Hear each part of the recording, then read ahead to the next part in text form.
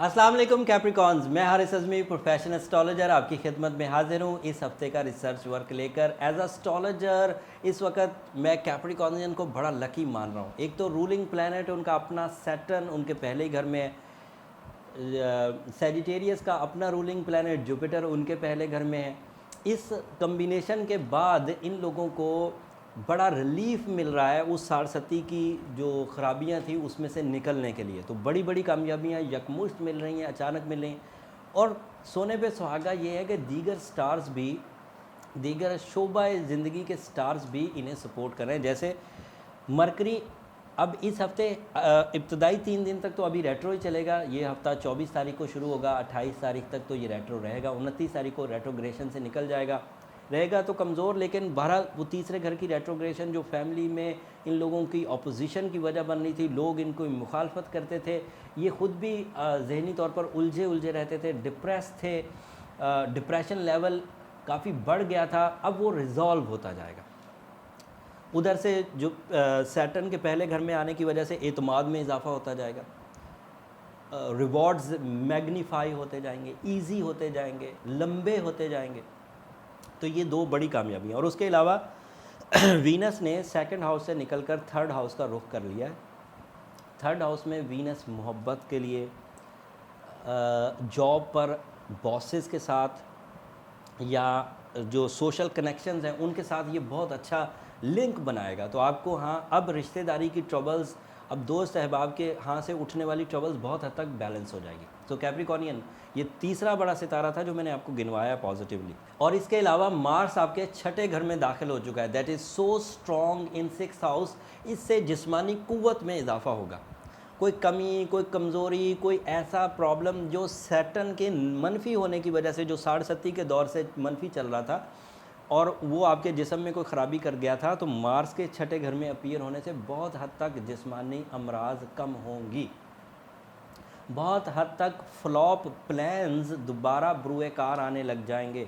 बहुत हद तक लॉस हो गए हुए काम, नुकसान ज़दा काम स्टेबल होने लग जाएंगे।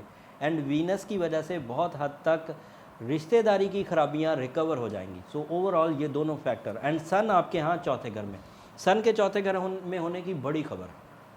सूरज चौथे घर में काफ़ी पॉजिटिव होता है तालिब इल्मों के लिए, जहनी कारकर्दगी करने वालों के लिए, क्रिएटिव स्किल्स वालों के लिए, फैशन वालों के लिए, कंस्ट्रक्शन वालों के लिए, आयरन वालों के लिए। अगर इस तरह की रिलेटेड कोई फील्ड है, तालिब इल्म तो ज़रूरी इससे फ़ायदा उठाएंगे, बहुत तेज़ी से लर्निंग करेंगे, बहुत तेज़ी से टीचिंग करेंगे, बहुत तेज़ी से मेमोराइज़ करेंगे चीज़ों को, और ये सूरज उनके लिए तो बहुत अच्छी फॉर्म है। उसके अलावा बिजनेसमैन जिनका ताल्लुक कंस्ट्रक्शन से हो, मोटर बिज़नेस से हो, ट्रांसपोर्टेशन से हो, वो भी बहुत अच्छी फॉर्म में जाएंगे। यूरेनस ऑलरेडी आपके पाँचवें घर में, एंड यूरेनस के पाँचवें घर में होना अलग से एक पॉजिटिविटी है 7 साल की, जिससे आपके प्लान्स, आपकी औलाद, आपके रोमांस, इन सब में एक अच्छा ठहराव, एक ताकत आई हुई है।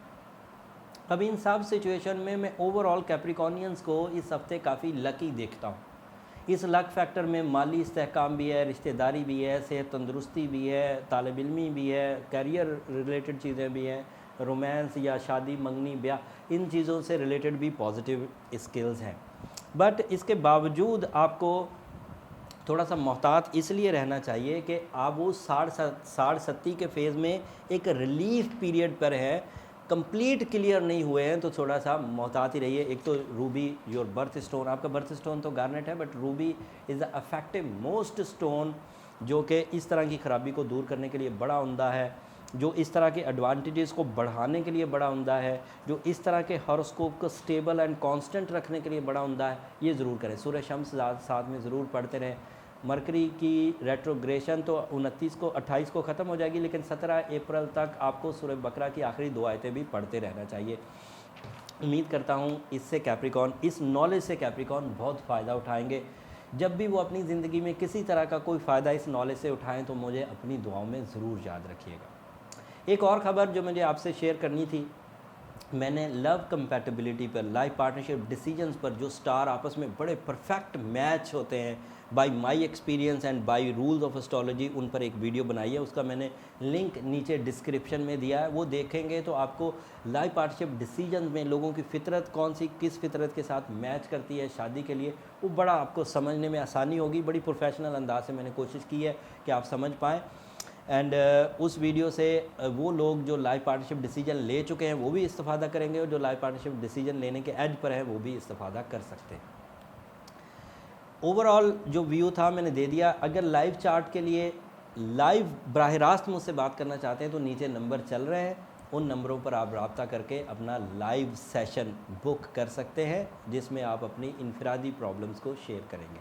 अगले हफ्ते इससे ज़्यादा अच्छी न्यूज़ हैं, मेरे पास बड़ी खबरें हैं अगले हफ्ते, वो अगले हफ्ते बयान करूंगा। तब तक के लिए इजाज़त, अल्लाह हाफ़िज़।